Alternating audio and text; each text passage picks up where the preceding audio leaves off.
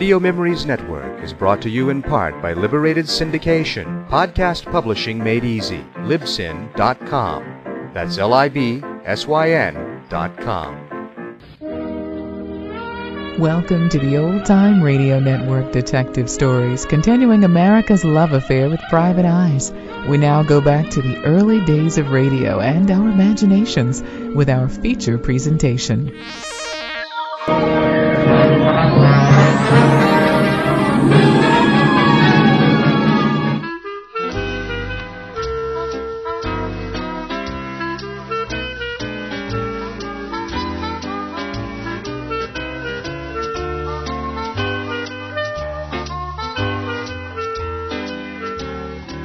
Becker's the name. Just Becker. House detective here at the Queen of the Rockies. House detective. Sounds impressive, doesn't it? Truth is, it's mostly a matter of wearing down my shoe leather on miles of stone floor, closing down the late-night parties, and making sure the guests don't sneak off the next morning without paying their bills. Not too romantic, but a pretty good life. I like it. Except that every once in a while it turns ugly. Very ugly. Where are we going? 514. Down at the end of the corridor and through that door. There's two rooms off to the right, 514 and 512. Private. You'd need privacy for this, Sergeant. Who found her? The chambermaid. She's waiting for you downstairs. In here. Looks all right. Clean as a pin. She's... Through that door. In the tub. How long's she been there? I don't know, Neil. Not long. Strangled. Looks like it. She can't be more than 18. You got any idea who she is? No. Well, whose room is this? It's registered to a Miss Angela Oxenham. You know anything about her? Not much. She's about 35. She comes every summer for the hiking. And that's not her. So where is she now? She took off early this morning. What happens if she doesn't come back? I don't know. At least you'll have a fair idea who you're looking for. What's the matter, Becker? Maybe I just don't want to know that people do this kind of thing. Well, they do. And it's our job to catch them. I think I'll stick to floor walking. You know, Jim, you can't keep tabs on 400 people a night. But that's what I'm paid to do, Sergeant. Oh, hell. Let's give the room the once-over. Maybe we'll get lucky.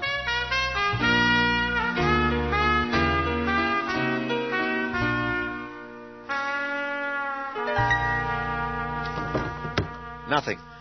Not quite. What do you make of these? Hairpins? Don't all women have hairpins? Most women have more than two, and they don't keep them on the floor. Couldn't they belong to her in the bathroom? She's wearing it loose. Anything else? No. But then the room's been cleaned. Cleaned? The chambermaid, before she found the body. I guess it's about time we talked to her. What's her name? Jenny Pine.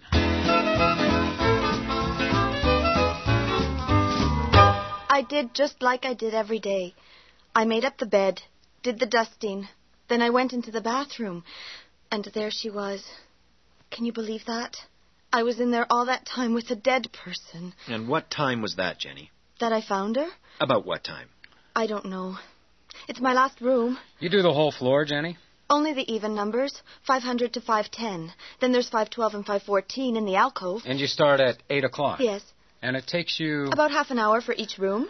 So you would do 500 at 8 o'clock, 502 at 8:30. That's right. So you'd be in room 512 at 11 o'clock and room 514 by 11:30. I guess so.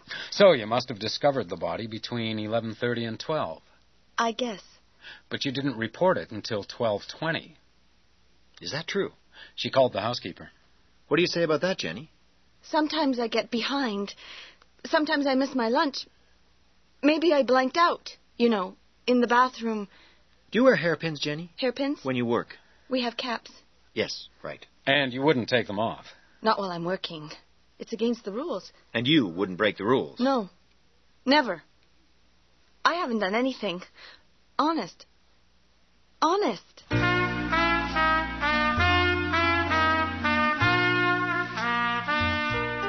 Murder makes everyone feel guilty. If Jenny was anything like me, all she wanted to do was crawl under a rock and pretend it never happened. But it did.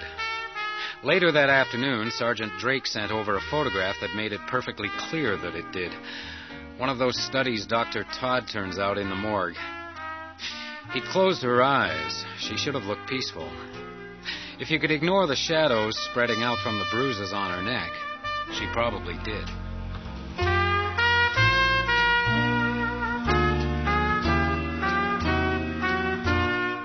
Quite a vivid picture, isn't it? She hardly seems dead at all. Do you recognize her? I'm afraid not. I thought you recognized everybody. Well, the husbands, yes, they register. But the wives are more reticent. It often takes a couple of days to coax them out of the shadows. So you assume this girl was married? Well, no single women registered in the past week. So where's her husband? Why hasn't he reported her missing? Yes. Oh, yes. Ask her to wait. Thank you. Miss Oxenham's asking for her key. Good. Maybe we'll get some answers. You'd better use this office, particularly if you intend to show her that picture. Oh, my God. Is she... Why are you showing me this? Who is she? The maid found her this morning in your bathtub. And you think I was hoping you'd be able to identify her. Do I look like I'd know someone who'd be found dead in a hotel bathtub? Do you have any idea how she might have gotten into your room? I have not. But I can assure you she was not there when I left this morning. Which was? 6:55 precisely. The dining room will confirm my presence at breakfast. Do you use hairpins, Miss Oxenham? What kind of question is that, Mr. Becker? Oh, I suppose you found hairpins at the scene of the crime. Well, as you can see, I wear my hair extremely short. Better for hiking. Now, is that all? The police may want to talk with you. Perhaps you could investigate something for me. For days now, I've been bothered by the smell of smoke. Smoke? Tobacco smoke. It must be emanating from the room next to mine. 512. Sometimes when I return, it's so pungent that I can hardly sleep. I have complained about it. And you're sure it's coming from 512? The day before yesterday, I happened to forget my field glasses, so I returned to my room early. As I turned the corner of the corridor, I was almost run down by a man. He was quite close, and it was impossible to avoid the smell. And you saw this man coming out of 512? There are only 2 rooms after the turn, Becker. 512 and mine, which, as you know, is 514. He certainly wasn't coming from 514. Could you describe him? Not well. He kept his head turned away, but I'd say he was about 5'10" tall, weighed 170 pounds, balding, reeking of tobacco. Isn't there anything you can do? I'm sure if you wanted to change your room, I'm more than happy with my room, Mr. Becker. Just see if you can cut down on the smell. I meant that under the present circumstances. Circumstances? Oh, I see. You're referring to the young lady in the tub. I assume she has been removed. Yes. Excellent. Then I'll be just fine. Good evening, Mr. Becker. Oh, one thing more, Miss Oxenham. Did you get your field glasses? What? Of course. And the maid, was she there? Yes, she was making the bed. Do you remember what time that was? It was 12:15, Mr. Becker. Exactly 12:15. She's a bit slow, that girl. Yes, my thoughts exactly.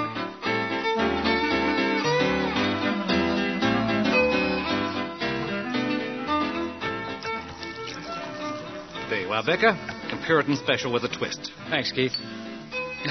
A real talent, that Red Lamont. Imagine playing a violin like that. Yeah, it's something. If only he wasn't stuck on this red-headed nonsense. Red-headed nonsense? He insists the whole trio have red hair. You don't like it? But it's all right for him. His hair's red. But look at Rudy Rang. Who? The clarinet. He's a real artist, Becker. Has a smoky blue tone. What's he want to waste his time with hair dye? It's humiliating. Still sounds okay to me, Keith. That's good, because he's coming across the floor. Who? Red Lamont. Duty calls, Becker. Excuse me, Becker. Red? Got a couple of minutes? Sure. What's on your mind? Probably nothing, but... You see, Becker, I'm a kind of anxious guy. I hate surprises. That doesn't sound like jazz to me. It's kept me alive. The truth is, I need a little help. I'm listening. It's like this. This morning, I go down to the front desk, like I do every morning, pick up the mail, messages, that sort of thing. I noticed there was a message for Rudy.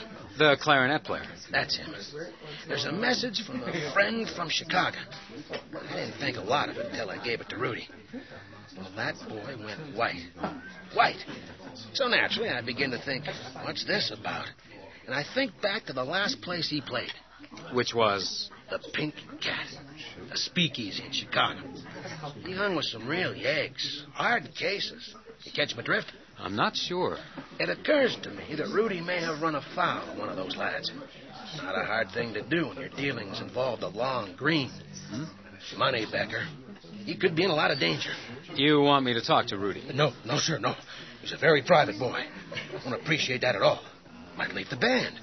Clarinet players are not that plentiful in the Rockies. Particularly clarinet players with red hair. You catch my drift? I just want you to watch out for him a little. I'll look around. You're a prince, Becker. One thing, though, Red. Yeah? Why's the whole band have red hair? It's the Red Lamont Band. You really mean... You gotta set some standards.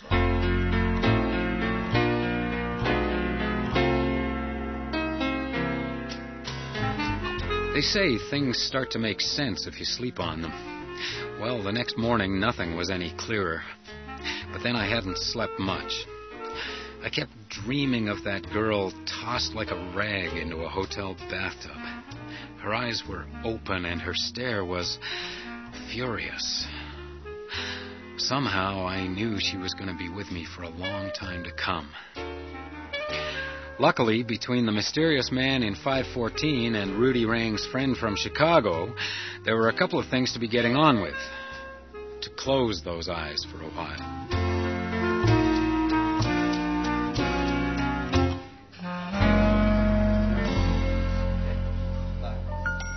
She certainly did complain, and believe me, Miss Oxenham has her own unique and forceful style of complaint. I can imagine. But frankly, Becker, I have some sympathy for her. We'll all be happier when the tobacco weed is stamped out for good. I'm sure we will, Mr. Hickey, but right now I'm more concerned with the man in 512.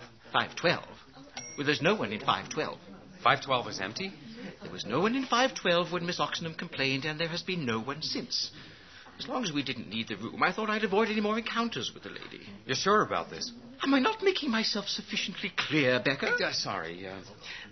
Do we clean empty rooms? Once a week, they're aired out and dusted. And there'd be no instance in which we'd clean every day? No, none. Now, if you've no more questions, Becker, I'll get on with my work. Just one more. Do we have any guests at the moment from Chicago? I assume you have a good reason to request this information? Yes, sir.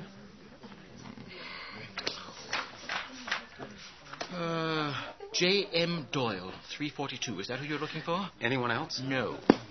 That's it, then. Please, Becker, don't harass the guests. And Becker, if you find anything in 512, you will let me know? Oh, if I do, you'll hear about it. Believe me. Unfortunately, there was nothing in 512 but dust and stale air. Jenny Pine hadn't been there for some time.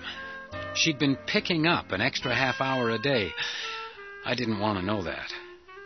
I closed the door on 514, wondering why I ever opened it. But you do what has to be done. 5 minutes later, I was knocking on 342, Mr. J.M. Doyle. No response, so I took a chance and let myself in. 342 felt as undisturbed by life as 512. Mr. Doyle's effects were still in his suitcase, immaculately packed, except for one thing. A photograph of a young woman had been tucked into the molding beside the door, as if he wanted it to be the last thing he saw before leaving the room. She was smiling in his picture, and her face was happy. Her eyes looked bravely into the distance behind me. Too bad she was only a picture. She might have warned me that... Oh! Stay there. Don't get up. Don't move. Don't worry. Now, who might you be, laddie? Hotel detective, Becker. Prove it. I'd rather you didn't, but if it'll convince you to put that gun down, you can call the manager. And what are you doing in my room, Mr. Becker? Don't let this upset you too much, but we've had complaints. Wild parties, whoopee women, that sort of thing. In this room? Yeah, frankly, I was looking around to see if we could get the goods on you, ask you to leave. Me? That's what I was told, but... Well, it's obvious somebody got something wrong. And I think it's you, laddie. You can call the manager. I can call the police. Get up and be off with you. And next time, knock a little harder. Yeah, I'll do that, Mr. Doyle. Doyle? Oh, well, there you are. I was supposed to be rousting a Mr. McFarlane. Get out of here. Oh, Becker, do you know her? Who? Who? That young woman whose picture you were eyeballing when I struck you down. Oh, should I? Don't fool with me, laddie. No, I don't know her. I don't know who she is.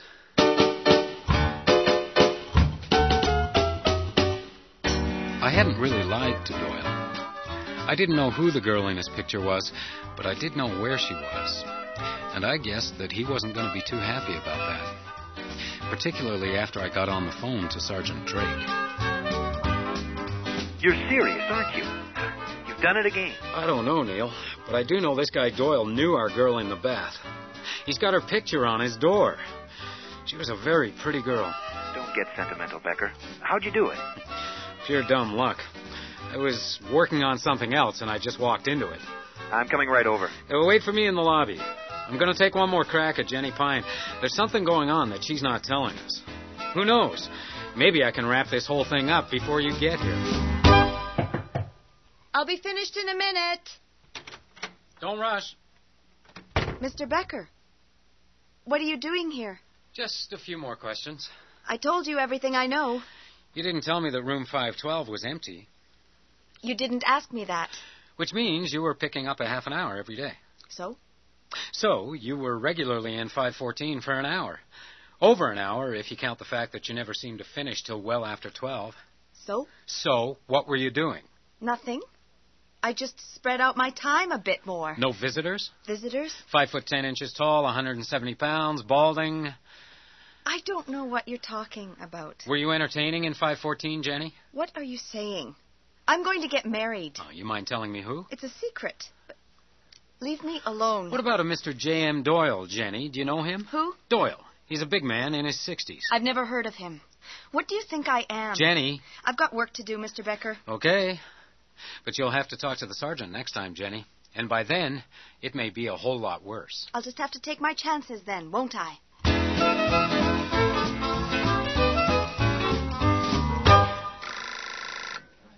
Sergeant Drake's waiting for you, Mr. Becker.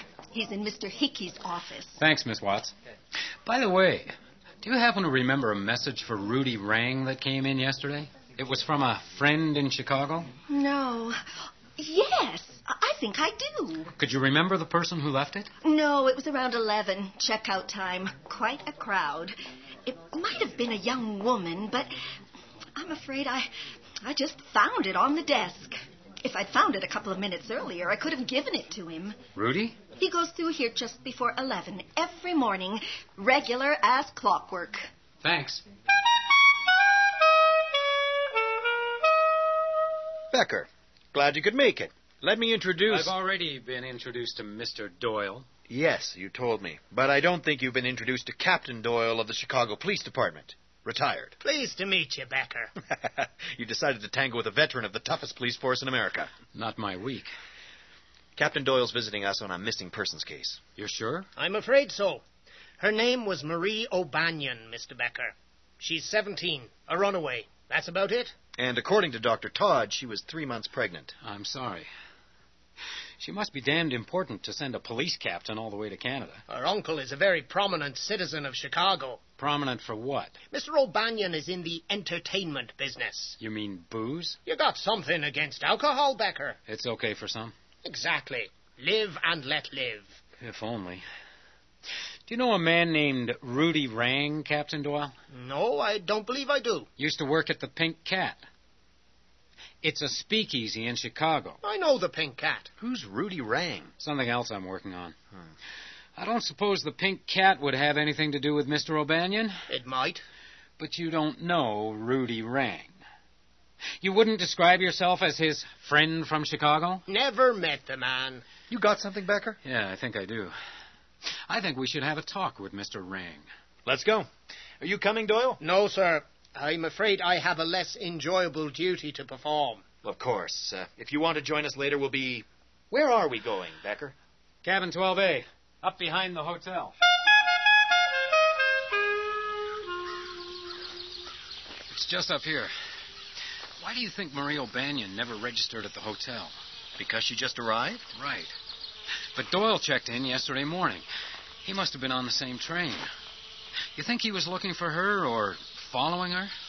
You think there's something wrong with Doyle? No, but I think he was following her, and I'd like to know why. Yeah, who's there? Becker, hotel detective. Yeah, okay. What can I do for you, Becker? This is Sergeant Drake. You mind if we come in? Suit yourself. Sorry about the mess. Sit down wherever you can. Thanks. You mind? French cigarettes? Whenever I can get them. The secret of the smoky blue tone. I don't... Keith Sharples is a great admirer of your smoky blue tone. Ah, that's great. He's not so impressed with the hair color. He's not the only one. What's this about, anyway? A friend from Chicago. What? Red tells me you got a message yesterday from a friend from Chicago. Yeah? He tells me you worked for some tough guys in Chicago. The Pink Cat, wasn't it? That's right. And he's concerned for your health.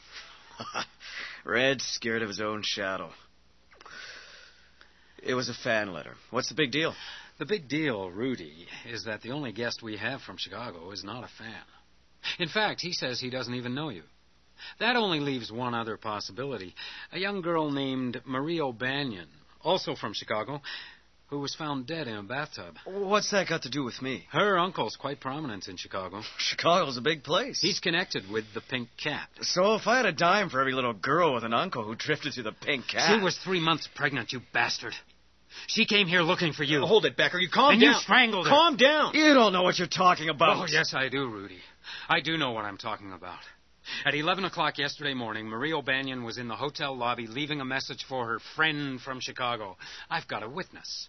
While she was writing, you passed through the lobby as you do every morning at that time. I've got a witness to that as well. Marie left the message on the desk, and nobody saw her again until she turned up dead in the bathtub in 514. You have a witness to that, too? She followed you, Rudy. Yeah? If she was my friend, why didn't she stop me?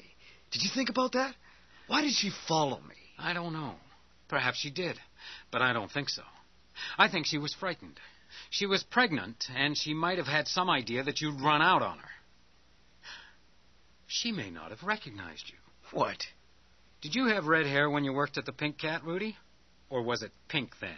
Very funny. I'm not laughing. What about Jenny Pine? You do know her. Who? Jenny Pine, the chambermaid. You're engaged to Jenny Pine, Rudy. You promised to marry her. You've been meeting her in 514 for at least a week. She was with you when Marie arrived. It's a classic situation. What happened, Rudy? Did Marie threaten to tell her uncle she was pregnant? You tell me. You got all the answers. Oh, they're so obvious, don't you think? You strangled Marie O'Banion and you dumped her in the bathtub. And then you left. Jenny cleaned up the room, and then she discovered the body. You got any proof of any of this? There's enough to take you in, Rudy. What? I got a fan letter? I work in a speakeasy owned by this girl's uncle? I dye my hair red so as to make a living. There's more, Rudy. Like what? Like the smell of tobacco which you leave in the room every day. Lots of people smoke. Like 2 hairpins. What? Hairpins, Rudy. Hairpins that don't belong to Jenny or Miss Oxenham or Marie. They've got to belong to someone. I don't know what process of elimination, Rudy. They've got to be yours. Which means you've got to have a use for them. Now, we all know Red Lamont hires only redheads. Of course, he doesn't necessarily notice if they're dyed. I told you... But what if they don't have the hair to dye? What if they're bald or balding, Rudy? Like the man Miss Oxenham saw outside her room last week. The man who reeked of tobacco. The man she assumed came out of an empty suite. You think he might wear a rug, Rudy? Attached with small hairpins? You think that rug might get knocked off, pins and all, in the attempt to strangle a young girl? Do you think, Rudy, if we search this room... I don't know. I've got to say one thing, Rudy. It's a very good job, the rug. You almost get away with it. Yeah? Well, I should. I paid enough. I need a cigarette. Be my guest. Yeah. Get out of my way! Look out! Rudy! Hold it, Rudy! You'll never get away. Rudy!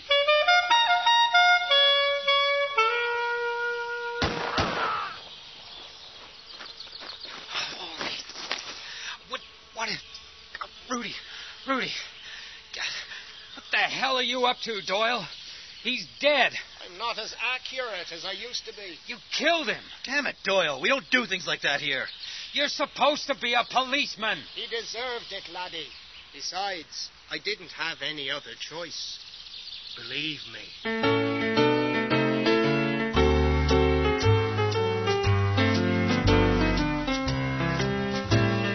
Sergeant Drake picked up Jenny Pine an hour later. When she found out Rudy was dead, she broke down and the whole story came out. More or less the way I thought. 3 weeks later, Captain Doyle was shipped back to Chicago. The law seemed to think shooting Rudy Rang represented an understandable excess of zeal. Truth was, he told Drake, it just put off the inevitable. He was hired to find Rang, not lose Marie. The minute she turned up dead in the bathtub was the minute he died. Of course, he hadn't fallen over yet, but they'd be waiting back in Chicago to give him the final push. He just wanted to take the man responsible with him before he went.